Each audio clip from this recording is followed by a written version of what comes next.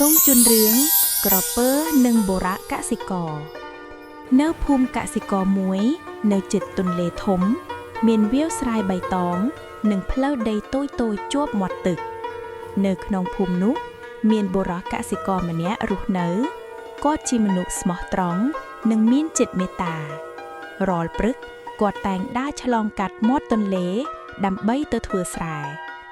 ថ្ងៃមួយខណៈគាត់កំពុងដើរទៅវាលស្រែគាត់ឮសំឡេងសត្វស្រែកយ៉ាងឈឺចាប់នៅពេលគាត់ទៅដល់ក៏ឃើញក្រពើមួយជាប់អន្ទាក់ត្រីនៅជិតមាត់ទន្លេក្រពើក៏និយាយថាសូមជួយខ្ញុំផងបងខ្ញុំឈឺចាប់ណាស់កសិករគាត់ដឹងថាក្រពើជាសត្វគ្រោះថ្នាក់ប៉ុន្តែដោយចិត្តមេត្តារបស់គាត់ធ្វើឲ្យគាត់មិនអាចទុកឲ្យវាស្លាប់បានទេគាត់ក៏ជួយដោះអន្ទាក់យ៉ាងប្រុងប្រយ័ត្នរហូតក្រពើអាចរួចផុតពីអន្ទាក់នោះពេលក្រពើរួចផុតពីអន្ទាក់វាងាកមកមើលកសិករហើយនិយាយថាខ្ញុំឃ្លានខ្លាំងណាស់ឥឡូវខ្ញុំត្រូវស៊ីអ្នកជាចំណីបុរសកសិករភ័យខ្លាចណាស់ប៉ុន្តែគាត់នៅតែងៀមស្មារតីគាត់និយាយថាមុននឹងអ្នកចង់ស៊ីខ្ញុំ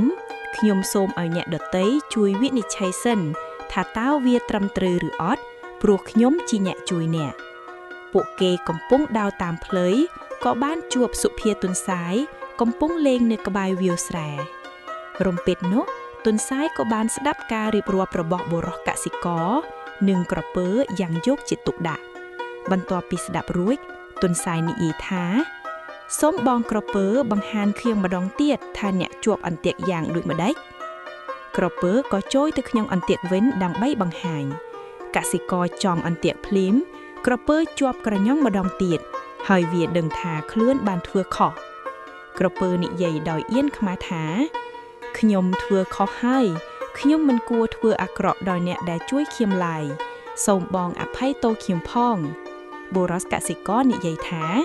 ខ្ញុំនឹងជួយដោះអន្ទាក់ឲ្យអ្នកម្ដងទៀតប៉ុន្តែអ្នកមិនត្រូវធ្វើអាក្រក់ដល់អ្នកដទៃទៀតឡើយក្រពើក៏បានសន្យាពេលនោះកសិករក៏ជួយដោះអន្ទាក់ចំណែកក្រពើបានហែលចូលទៅក្នុងទន្លេបាត់ទៅទុនសាយញញឹមហើយនិយាយថាមេត្តាករុណាល្អណាស់ប៉ុន្តែត្រូវមានប្រាជ្ញាជាមួយផងដែរកសិករអរគុណទុនសាយហើយបន្តដំណើរទៅវាលស្រែដោយសុវត្ថិភាព